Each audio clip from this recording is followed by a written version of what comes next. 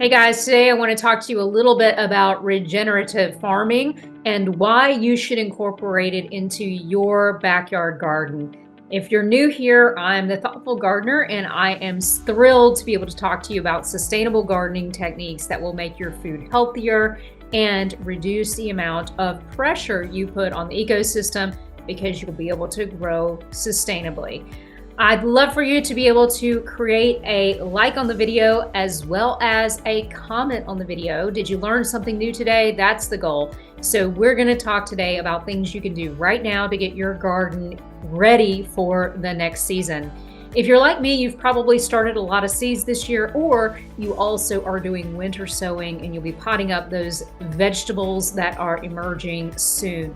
And what we want to talk about is what you do after you get those seedlings going, so they have the best opportunity to provide good nutrition for you and your family, as well as help the soil.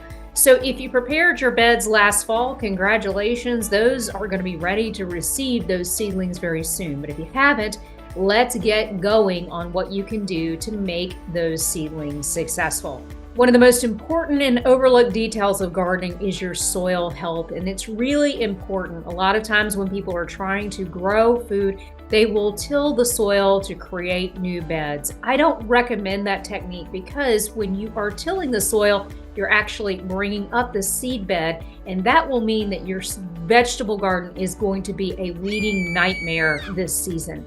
Instead, we like to use no-till or no-dig gardening. And what that means is that you're going to be adding compost to the top of your garden beds instead of digging in, as we have traditionally done a double digging technique. I don't like that technique whatsoever. So where my gardens are, typically I put compost in the fall. But if you haven't done it this year, I like to add 6 inches of compost every year to the new beds. Now, last fall I planted garlic, so I did not add compost because we're going to be changing the beds out once the garlic is ready.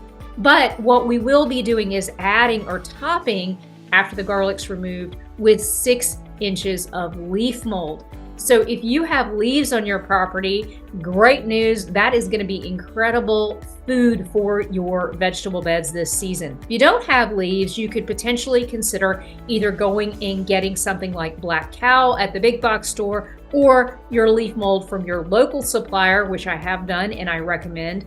Or lastly, you could look to your local farms. The big thing you want to think about are 2 things. One, what is the source of that compost? You want to ask the farmer, because a lot of times it's possible that those animals were fed chemicals and you don't want those chemicals on your food. If you know the source of your compost, you want to get rotted manure, not something that's recently produced, but something ideally that was potentially produced several months ago. And the reason for that is we want to allow that nitrogen to kind of calm down. So it will also be a little bit cooler than very new compost, new manure. And so temperature becomes really important this time of year. A lot of times people are very anxious when we get those first spring days to put those tomatoes and peppers in the ground. But I'm going to tell you, at least here in the Mid-Atlantic, here in early April, it's too early. Your soil temperatures are just not warm enough. They will stunt the plants if you try to put them in. So one investment you could make, it'll cost you about $12, is to get a soil thermometer and actually test the soil temperature to see that you're at least 60 degrees before you put in those tomatoes and those peppers this season. But what we find is that when we do traditional types of soil tilling, we actually are destroying the microstructure of the soil, and those crops draw up those minerals in the soil. So we have found through clinical research that in regenerative farms which use these no-till techniques or no-dig techniques, on average they contain more magnesium, calcium, potassium, and zinc, and that soil holds water better. Because you're not turning it into really soft flour-like consistency, what you're going to find is that it's going to allow those minerals and things to be sucked up by your plants instead of going into the atmosphere. Did you know in the United States we lose about 10 inches of topsoil every year? So I want to encourage you to try these techniques at your home so that you're not releasing our good topsoil up into the atmosphere. Instead, all you're doing is actually keeping the carbon right on your property, not releasing that either. So if you're worried about carbon footprint, you can be part of the solution in your own backyard by not tilling.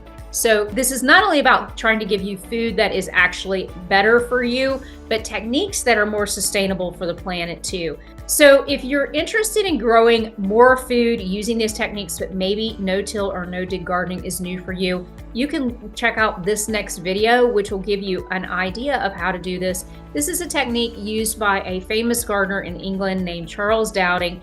And not only does he do traditional beds every year, but he does this bed, and the yield is higher and the nutritional content of the food is better. So not only can you grow more food, but you can grow more nutritional food, which is incredibly thoughtful, by being a better steward of your land by trying these techniques. Give it a shout. Let me know in the comments if you're doing this technique and how it's working out for you. I would be very interested to learn about your techniques that are helping you to be a better gardener. Garden thoughtfully and take care.